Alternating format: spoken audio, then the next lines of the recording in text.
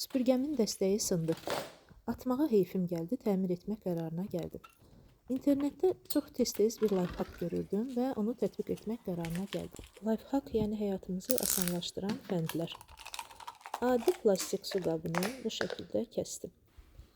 Qapaq hissəsini mismar vasitəsilə süpürgənin fırça hissəsinə birləşdirdim. Su qabının digər baş hissəsini isə əridərək dəstəyin ucuna bərkitməliydim. Bunu adətən tikinti feninin vasitəsilə qaynar hava axını ilə edirlər. Lakin mən saç feni ilə çox əlləşdim və başa düşdüm ki, bu mənim bir gün vaxtımı alacaq. Ən yaxşısı dədə-baba üsuludur deyib, qaz plitəsinin üstündə bir dəqiqə məsələni həll elədim.